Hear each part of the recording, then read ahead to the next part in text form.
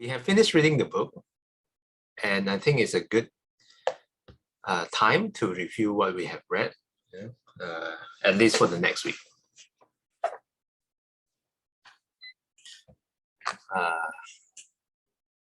For those of you, you can also take a look again and see if you have any questions. We will start from the intro, and then we will explore the factor one by one. Very quickly. We're not reading the whole thing, but we are going to review what we have read. Let's start from the introduction again. The way to the end of suffering. This is the main motivation all of us go to search for a spiritual path. The search for a spiritual path is born out of suffering. We all know there is something deeper in life, and now imagine if you are happy all the time in your life. I think that's also what happens to the Buddha in the initial years of his life. He was all shielded from any kind of suffering. So there was no need for him, or he didn't feel any necessity to search the spiritual path. Until a point where the shield finally crashes, and then he encountered the suffering outside of his palace, when he encountered, I can't recall exactly the order, but he encountered a sick man, an aging man, and a corpse or died. I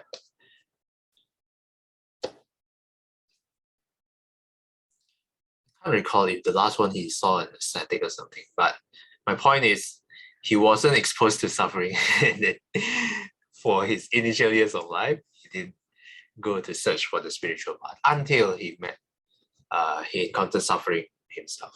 So this is the point of the search of a spiritual path is born out of suffering. I always like this sentence. Can precipitate a profound personal crisis. It overturns accustomed goals and failures, mocks our routine preoccupations, leaves old enjoyments, stubbornly unsatisfying. Whatever we have enjoyed so far, this is happening to me gradually as well. Especially after I explore Buddhism, I felt like whatever I used to like, music, going to a concert, what else? Playing games. I used to love it so much, but now, even when I play it, I just feel quite steady, so to speak. Usually when I play games, the emotions can be, wow, so fun. And then I would get so excited. And when I lose, I would be so angry. Emotional roller coaster. But now, just okay. Play. Emotions like this. Not exactly flat, but it's quite steady. Okay, that's the first paragraph. Let's take a look. This line is also pretty good. A deeper reality beckons us. We have heard the call of a more stable, more authentic happiness. And until we arrive at our destination, we cannot rest content. Let's define beckons.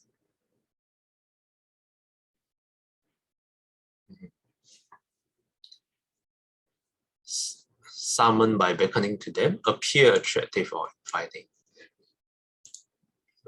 A deeper reality invites us.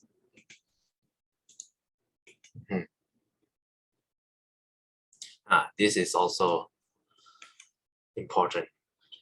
If we know there is a need for such a path, such a spiritual path, we found ourselves facing a difficulty. How do we know which path to choose? I think we are quite lucky. Maybe I'm biased, but I think we are quite lucky that we encounter Buddhism instead. And I can't say much about the other religions, but I think Buddhism is one of the most realistic system or religion or philosophy out there. And not many people, I think I talked with Saiken before, not many people get the chance to encounter the Dharma. Yeah, so we are pretty lucky in this sense. I also read that to live in the era of Buddha's teachings, yeah, when the Buddha's teaching is still alive and we get to encounter it, it's also because unimaginable past life merits that we have accumulated. Yeah, so we have to give credits to ourselves too. I read this from Ajahn Brahm.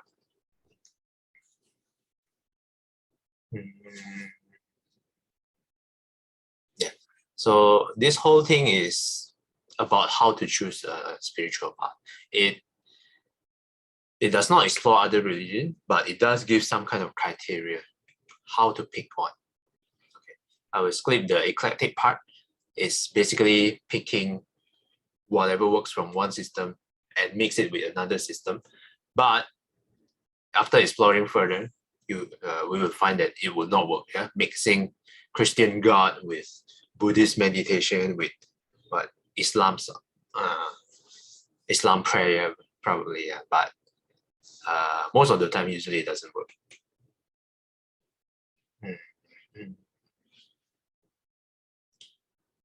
Okay.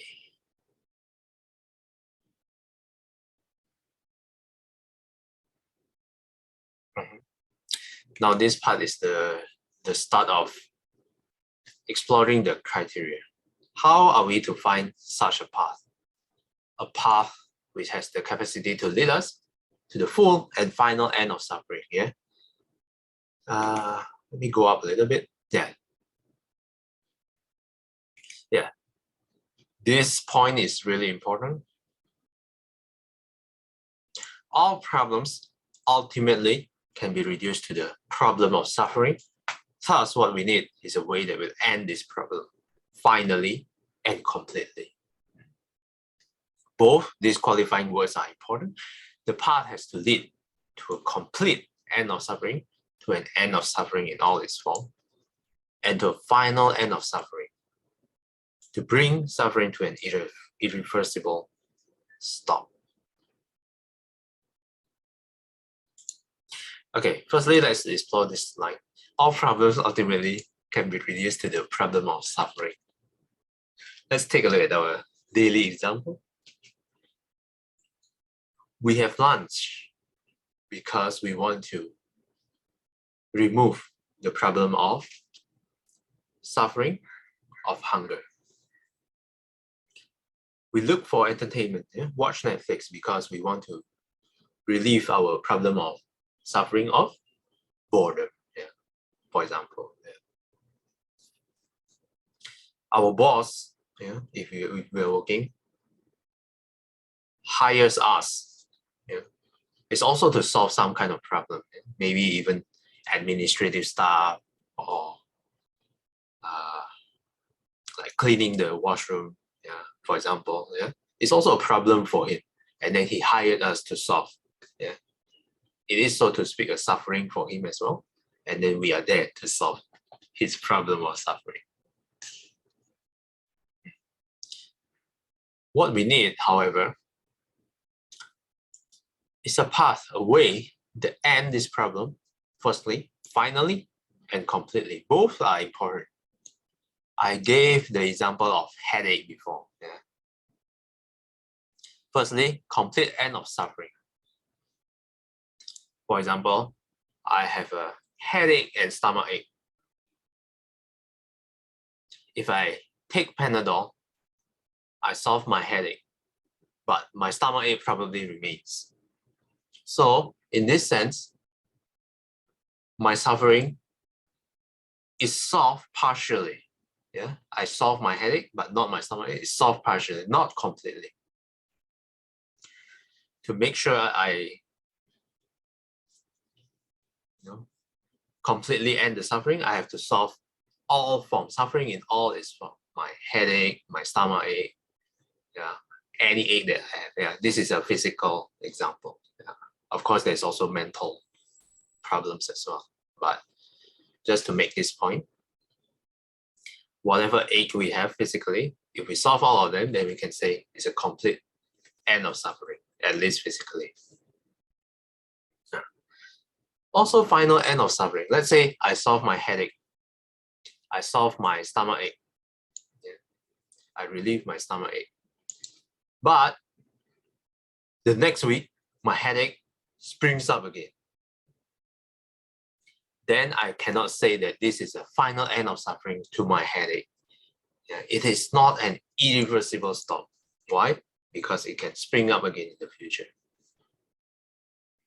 So these two words are important: complete and final, end of suffering. Any questions so far? Or any comments?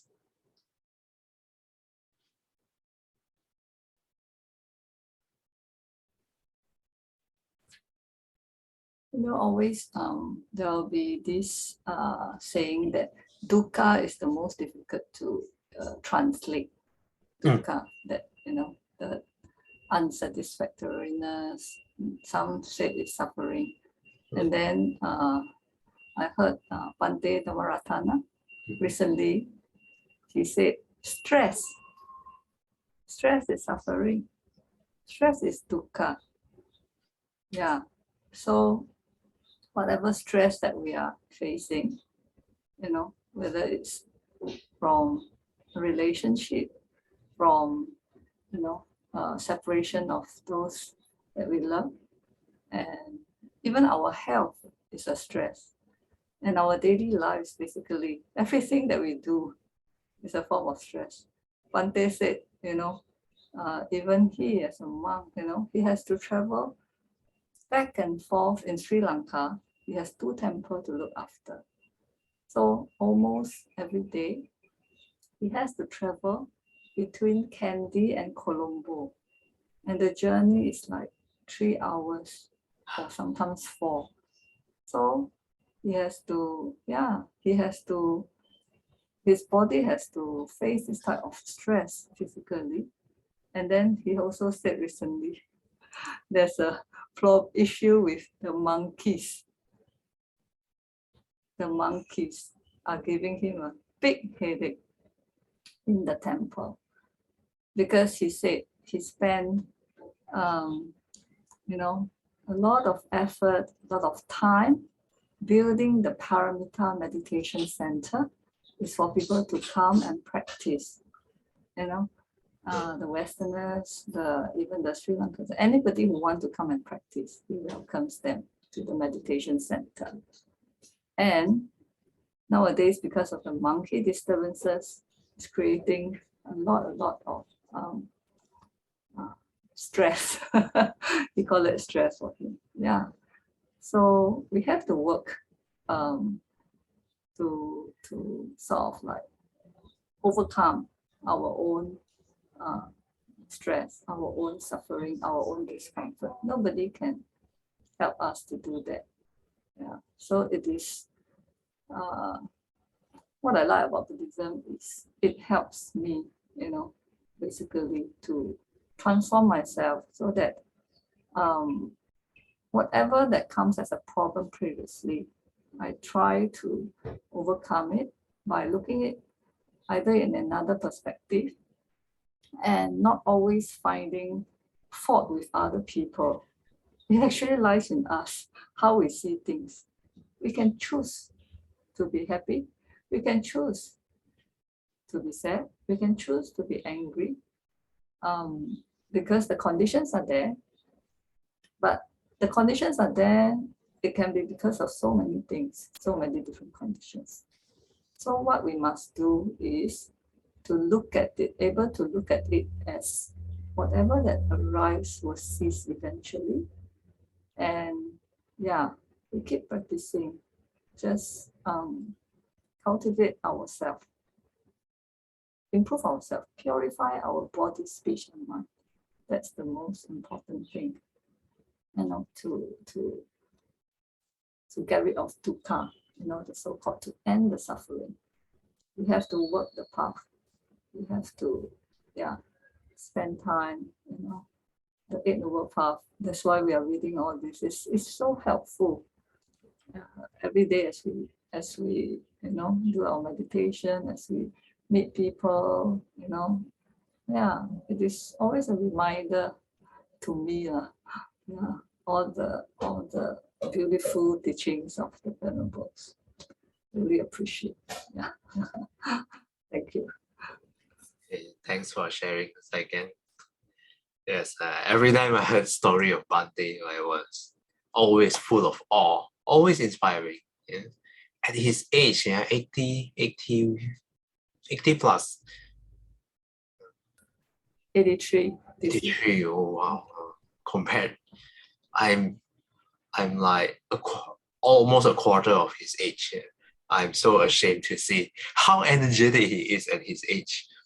Yeah, it puts me to shame. Firstly, Sunday Puja is always there at 10 a.m. so diligently. And to hear that in Sri Lanka, he has to travel 3 hours and to work on 2 of his center, wow, that must be tough work with taking care of the monkeys. And there's also a point where Bhante shared a story on how he came to Singapore without knowing English. So he has to take courses to learn English. And for a Sri Lankan non-Singaporeans, non-local, to be able for him to be able to build a center, Buddhist library, I think that is firstly difficult and very admirable, because he foresee that Singaporeans do need this center, and then he built it for us. So, but they so inspiring. So thanks a lot for sharing, Saiken. Yeah, and also Saiken mentioned about the dukkha, that the problems is not within outside external conditions, but it's within us. Yeah, we have the choice to be. We can choose to suffer, or we can choose to be happy. Yeah. Okay, I think this should be enough for today. Any other comments or questions?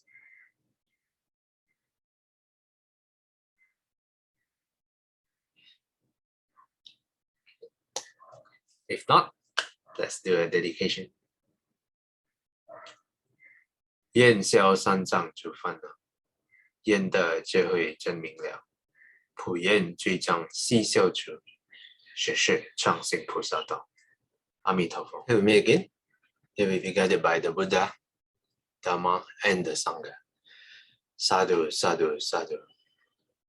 Have a non-suffering day ahead. Thanks everyone for participating. See you guys next time.